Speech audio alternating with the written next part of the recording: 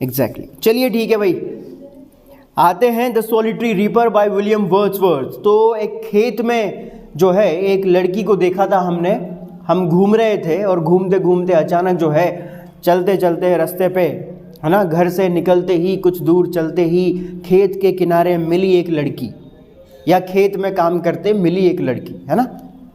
तो हम बस घर से निकले ही थे, कुछ दूर चले ही थे कि अचानक हमारी नज़र जो है खेत में एक अकेली काम करती हुई लड़की पे पड़ी। और वो क्या कर रही थी, फसल भी काट रही थी और गीत भी गुनगुना रही थी, है ना। और उसकी आवाज़ इतनी मधुर थी, इतनी प्यारी थी कि हम डिसाइड नहीं कर पाए कि वहाँ पे रुकें या आगे चले जाएं, क्योंकि इतना प्यारे तरीके से, इतना स्वीट वॉइस में जो है वो गाना गा रही थी। हालांकि हमें ये तो पता नहीं लग पाया कि वो किस बारे में गा रही थी या क्या गा रही थी, क्योंकि उसकी भाषा, लैंग्वेज जो है हमें समझ नहीं आ रही थी। लेकिन जो उसकी धुन थी उस धुन से हमें जो है ऐसा पता लगा कि शायद जो है किसी मेलनकली स्ट्रेन को वो गा रही थी, कोई दुख से भरा हुआ गीत वो जो है गुनगुना रही थी। चलिए अब चलते हैं उसी खेत के किनारे और सुनते हैं उस लड़की की आवाज़। चलिए। मे बी हो सकता है।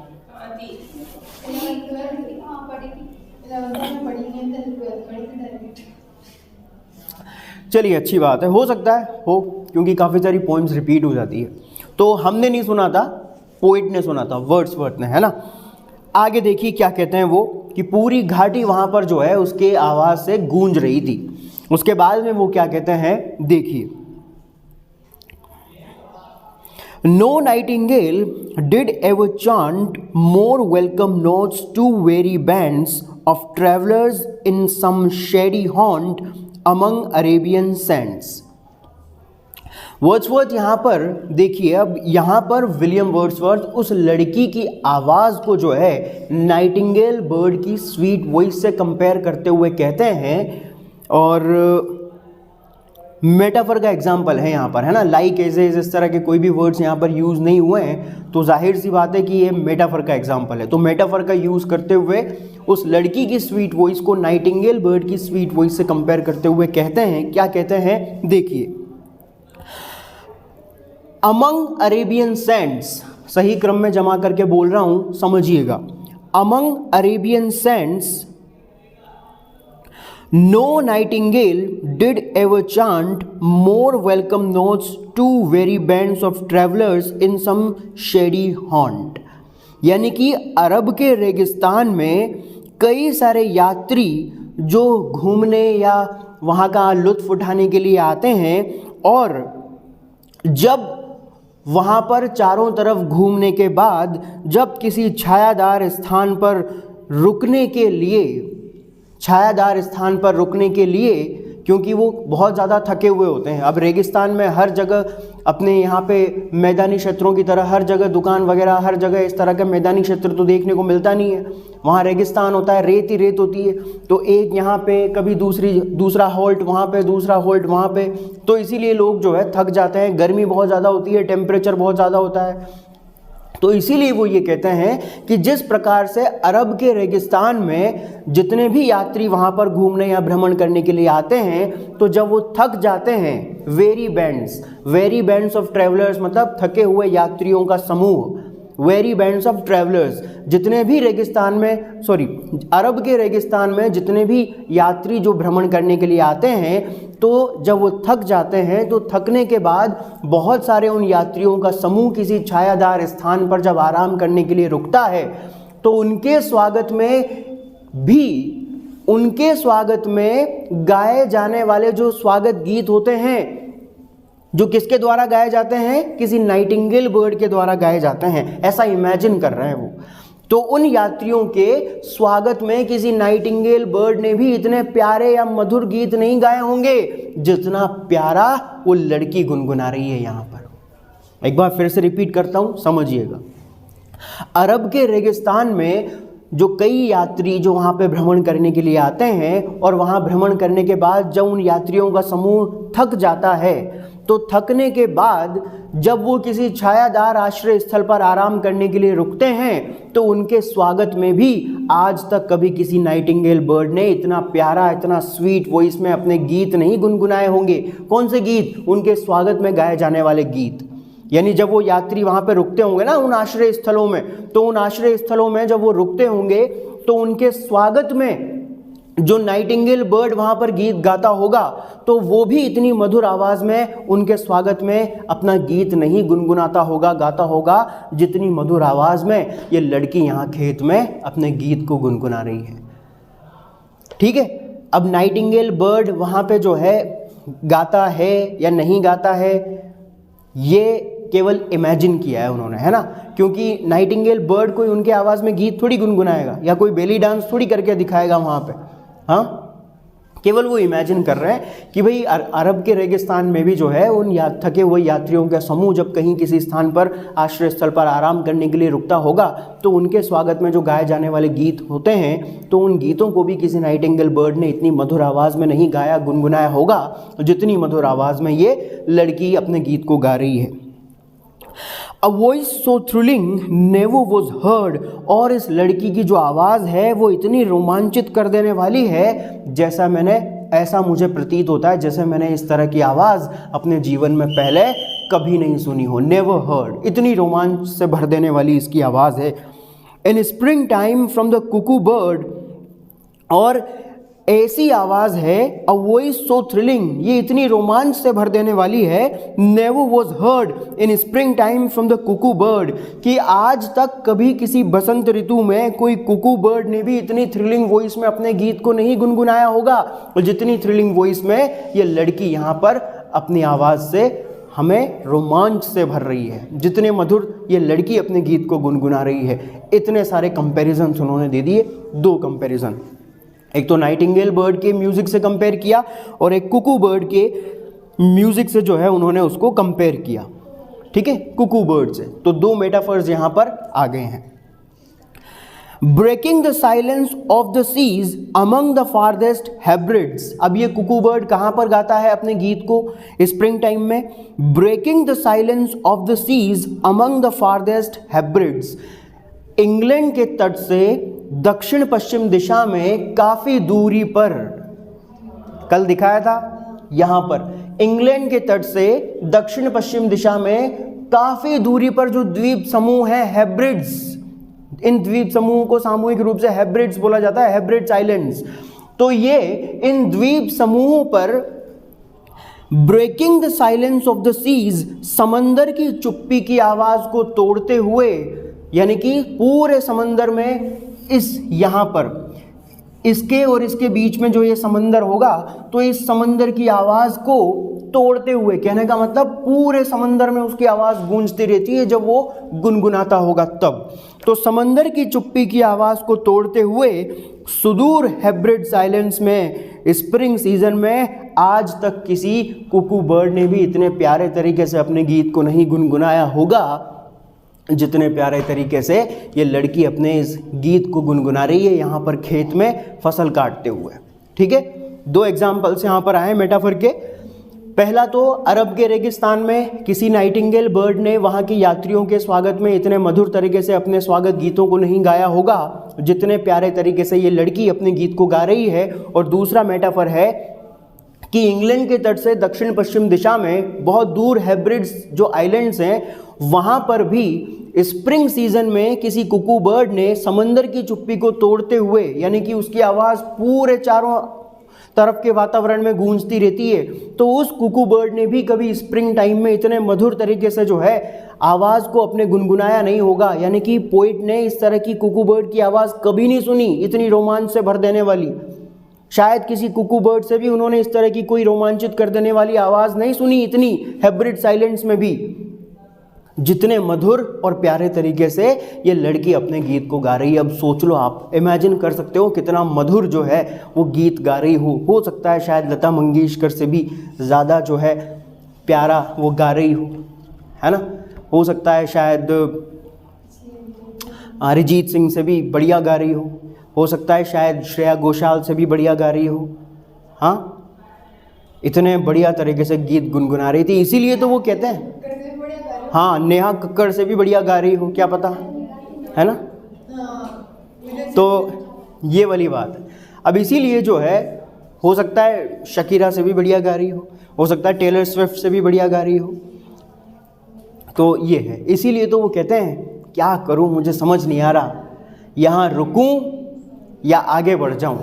ये कहते हैं वो, क्या मुझे यहाँ रुक करके इसकी आवाज़ सुनना चाहिए या आगे बढ़ जाऊं। देखिए आगे, ये तो उन्होंने कर दी उनके आवाज़ की तारीफ, है ना। ये तो विलियम वर्ड्सवर्थ ने उस लड़की की वॉइस की तारीफ कर दी। अब आगे क्या कहते हैं देखिए। अच्छा मीनिंग लिखना है ना, चलो लिखो।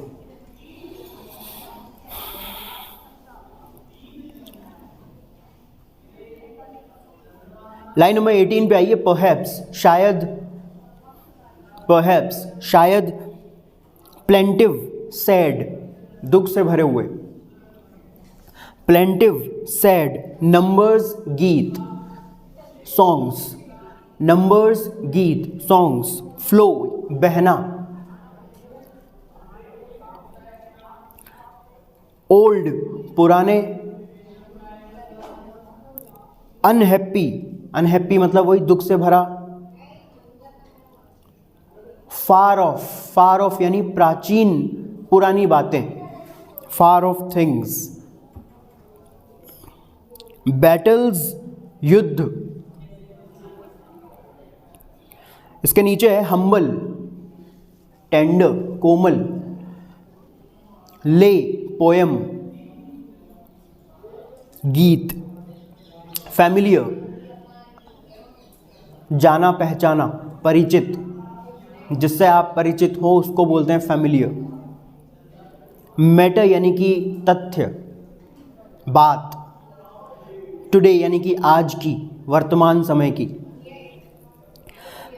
नेचुरल सोरो प्राकृतिक आपदा, नेचुरल सोरो प्राकृतिक आपदा, लॉस नुकसान, पेन दर्द,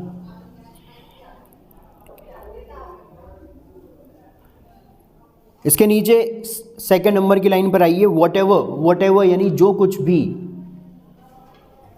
थीम विषय वस्तु, मैडन यानी कि वो लड़की, है ना, जो अनमेरिड गर्ल्स होती है उनके लिए मैडन ही यूज़ करते हैं, मैडन वो गर्ल। सिंग की सेकंड फॉर्म है सैंग।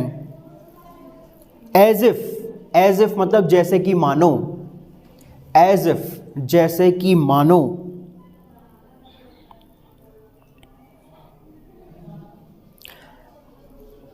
27 लाइन नंबर, कॉन्ट्रैक्शन फॉर्म में ओवर लिखा हुआ है, ओवर, सिकल यानी कि वही हंसिया दांतली, बेंडिंग झुकते हुए, सिकल हंसिया या दांतली, बेंडिंग झुकते हुए, लिसन सुनना, मोशनलेस यानी कि बिना हिले, स्थिर रह करके बिना हिले डुले, मोशनलेस, स्टिल यानी शांत। इसके नीचे है माउंट अप यानी चढ़ना, माउंटेड अप द हिल यानी पहाड़ी, माउंट अप चढ़ना, ऊपर चढ़ना। इसके नीचे है बोर, बसा लेना। चलिए पढ़ते हैं हम। चलिए, तो यहां तक तो उन्होंने जो है उस लड़की की आवाज़ को सुना है और उस लड़की की आवाज़ को सुनकर के रोमांचित हो जाने के बाद उस लड़की की वॉइस को जो है अलग अलग चीज़ों से कंपेयर करके उसकी वॉइस को अप्रिशिएट उन्होंने किया है फर्स्ट पार्ट में, तो है ना। अब आगे वो क्या कह रहे हैं वर्ड्सवर्थ, देखिए। Will no one tell me what she sings? क्या कोई मुझे यहाँ पर बताएगा नहीं कि वो लड़की आखिर क्या गा रही है या किस चीज़ के बारे में गा रही है, क्योंकि आवाज़ तो उसको उनकी सुनाई दे रही है लेकिन लैंग्वेज जो है उनको उसकी लड़की की जो है समझ नहीं आ रही है। तो इसी वजह से जो है उनको ये पता नहीं लग पाता है वर्ड्सवर्थ को कि वो लड़की गा तो रही है लेकिन किस चीज़ के बारे में गा रही है, उसके सॉन्ग का सब्जेक्ट क्या है, वो उनको समझ में नहीं आ रहा। तो इसीलिए वो कहते हैं, अब वो क्वेश्चन करके पूछ करके यहाँ पे, है ना, क्या रिटोरिकल क्वेश्चन, ठीक है ना, रिटोरिकल क्वेश्चन होता है ना, ये क्वेश्चन पूछा ना उन्होंने, मतलब जिसका पोइट आंसर हाँ एक्सपेक्ट नहीं करता हो, है ना। Will no one tell me what she sings, क्या कोई मुझे ये नहीं बताएगा कि वो लड़की किस चीज़ के बारे में गा रही है, या क्या उसके गाने का सब्जेक्ट है, उसकी गीत का सब्जेक्ट है। लेकिन अब वो यहाँ पर खुद ही गैस कर रहे हैं उसके गीत के बारे में, है ना। क्या कहते हैं वो, perhaps the plaintiff numbers flow, हो सकता है शायद वो लड़की दुख से भरा हुआ कोई गीत जो है गा रही हो, मे बी। अब ये तो उनको पता लग गया था कि वो दुख से भरा हुआ गीत गा रही है, धुन से, उसकी ट्यून क्योंकि कुछ ऐसी थी, उसकी धुन कुछ ऐसी थी, ये तो उनको पता लग गया था कि ये कोई दुख से भरा हुआ गीत गा रही है, लेकिन सब्जेक्ट क्या है ये पता नहीं लग पाया था उनको। तो वो मतलब खुद ही एंटिसिपेट करते हुए, गैस करते हुए कहते हैं, परहैप्स, हो सकता है शायद ये लड़की जो है कोई दुख से भरा हुआ गीत गा रही हो। किसके लिए, फॉर, किसके लिए गा रही हो दुख से भरा हुआ गीत, for old unhappy far of things, कोई पुराना प्राचीन समय से संबंधित हो सकता है, कोई बात वगैरह हो सकता है पुराने टाइम से रिलेटेड कोई तथ्य हो सकता है कोई बीती हुई बात हो सकता है कोई बहुत प्राचीन समय से संबंधित किसी बात के ऊपर, किसी विषय के ऊपर ये अपना गीत गा रही हो सकता है किसी प्राचीन समय के किसी दुख से भरे हुए विषय के ऊपर ये अपना गीत गुनगुना रही हो। एंड बैटल्स लॉन्ग अगो, या फिर ये भी हो सकता है काफ़ी लंबे समय पहले जो कभी कहीं किसी स्थान पर कोई युद्ध लड़े गए हों, तो उन युद्धों की स्मृति में या उन युद्धों की मेमोरीज के ऊपर बनने वाले जो गीत होते हैं, हो सकता है शायद ये उन गीतों को जो है गुनगुना रही हो। ये वो अंदाज़ा लगा रहे हैं सिर्फ यहाँ पर, है ना, केवल इमेजिन कर रहे हैं, क्योंकि उनको समझ में तो आ नहीं रहा कि वो लड़की किस बारे में गा रही है, तो इसीलिए वो अंदाज़ा लगाते हैं, गेस करते हैं कि हो सकता है शायद इस लड़की का जो है दुख से भरा हुआ गीत है, हो सकता है ये किसी प्राचीन समय की पुरानी दुख से भरी हुई किसी कथा से जुड़ा हुआ हो, पुराने टाइम की किसी बात से जुड़ा हुआ हो, या हो सकता है पुराने टाइम पे जो युद्ध लड़े गए हों, तो उन युद्धों से संबंधित जो गीत होते हैं, हो सकता है उन युद्धों से जुड़े हुए किसी गीत को ये गुनगुना रही हो। और is it some more humble lay familiar matter of today, या फिर हो सकता है कि जिस चीज़ के बारे में ये लड़की अपने गीत को गुनगुना रही है, ये हो सकता है कोई बहुत ही कोमल सब्जेक्ट वाली कविता हो, बहुत ही साधारण सिंपल सी कोई गीत, सिंपल सी कोई पोएम ये गुनगुना रही हो जो किससे संबंधित हो, फैमिलियर मैटर ऑफ टुडे, वर्तमान समय के किसी मुद्दे से संबंधित, वर्तमान समय के किसी तथ्य या किसी मामले से संबंधित हो सकता है किसी कोमल सी कविता को जो है ये अपने गीत के माध्यम से गुनगुना रही हो। क्या पता उसका सब्जेक्ट क्या है, लेकिन वो सिर्फ अंदाज़ा लगा रहे हैं। हो सकता है किसी प्राचीन समय की किसी चीज़ के बारे में गा रही हो सकता है किसी पुराने युद्ध के बारे में गा रही हो सकता है पुराने समय की किसी तथ्य, किसी बात से जो पुराने समय से जुड़ी हुई उसके बारे में गा रही हो, या फिर हो सकता है प्रेजेंट टाइम के, वर्तमान समय के किसी मामले से संबंधित कोई बात हो, उसके बारे में वो गुनगुना रही हो। जिस भी बारे में गा रही है, मुझे तो मज़ा आ रहा है सुन करके, दैट्स इट। ठीक है, समझ नहीं आ रहा उनको किस बारे में गा रही है वो, लेकिन आवाज़ बड़ी प्यारी है, तो इंडियन आइडल में इसका नॉमिनेशन ज़रूर कराएंगे वो। हाँ सिलेक्शन हो जाएगा। वो बोल देंगे उनको कि भाई बेटा जाओ, आपका फ़ोन कर दिया मैंने, ऑडिशन दे करके आओ। हाँ जो भी है, चलिए आगे देखिए। फिर आगे वो फिर से जो है गैस करते हुए कहते हैं, सम नेचुरल सोरो, लॉस और pain that has been and may be again. अब यहाँ पर एक बार फिर से वो गैस करते हैं, फिर से अनुमान लगाते हैं। वो कहते हैं हो सकता है शायद ये लड़की किसी प्राकृतिक आपदा के बारे में गा रही हो, या फिर प्राकृतिक आपदा की वजह से हुए किसी नुकसान या उसके किसी या उससे जुड़े हुए अपने किसी दर्द के बारे में गुनगुना रही हो, है ना। किसी भी चीज़ के बारे में वो गा सकती है, वो तो केवल अंदाज़ा लगा रहे हैं, है ना। हो सकता है किसी प्राकृतिक आपदा के बारे में गा रही हो सकता है उस आपदा से हुए नुकसान या दर्द के बारे में गा रही हो, दैट हैज़ बीन, और ये जो घटना है हो सकता है वो पहले हो चुकी हो, एंड मे बी अगेन, और क्या पता शायद फिर से हो जाए। हो सकता है जिस घटना के बारे में, जिस प्राकृतिक आपदा के बारे में ये गा रही है, हो सकता है ये पहले हो चुकी हो, यानी कि पहले हुई हो, एंड मे बी अगेन, और क्या पता शायद फिर से हो जाए। हो सकता है शायद उसके बारे में गा रही हो, किसी नेचुरल सोरो, किसी नेचुरल डिजास्टर के बारे में गा रही हो, किसी प्राकृतिक आपदा के बारे में ये लड़की गा रही हो यहाँ पर। फिर आगे वो कहते हैं, what ever the theme the मैडन sang as if her song could have no ending, लेकिन इस लड़की के गीत की विषय वस्तु चाहे जो कुछ भी हो, यानी कि ये मैडन जिस सॉन्ग को गा रही है, इसके गीत की विषय वस्तु चाहे जो कुछ भी हो, लेकिन इस गीत की आवाज़ सुन करके ऐसा लग रहा है जैसे कि इस गीत की एंडिंग जो है कभी होगी ही नहीं। ऐसा लग रहा है, इतना निरंतर जो है ये लड़की गाए जा रही है, ऐसा लगता है जैसे कि ये गीत कभी समाप्त होगा ही नहीं, जैसे कि मानो कभी इस गीत की एंडिंग होगी ही नहीं, ऐसे गा रही है वो लड़की।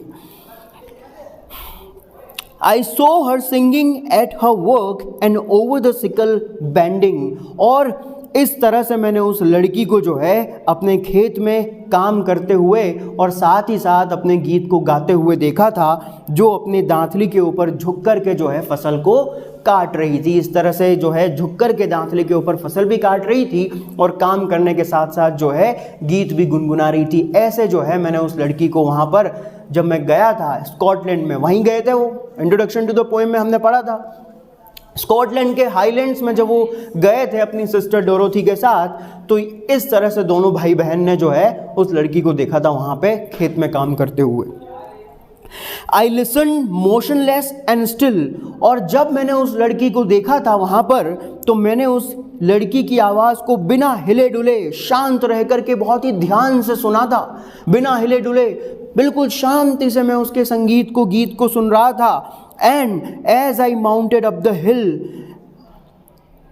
और उसके बाद में लास्ट वाली लाइन पर आइए आप, एंड उसके बाद में long after it was here no more, और उसके बाद में काफ़ी लंबे समय तक बिना हिले डुले शांति से जब मैं उसके गीत को, उस लड़की की आवाज़ को सुन रहा था, तो काफ़ी देर तक मैं उसकी आवाज़ को सुनता रहा। लेकिन उसके बाद में जब मैं वहाँ से आगे बढ़ा और काफ़ी दूर चला गया था, बहुत दूर, लॉन्ग आफ्टर, और इतनी दूर चला गया था कि काफ़ी देर बाद जब उसकी आवाज़, इट वॉज हियर नो मोर, जब मुझे उस लड़की की आवाज़ बिल्कुल भी सुनाई नहीं दे रही थी। भाई अपन किसी चीज़ से बहुत दूर चले जाते हैं तो उसकी आवाज़ आना बंद हो जाती है ना अपने को।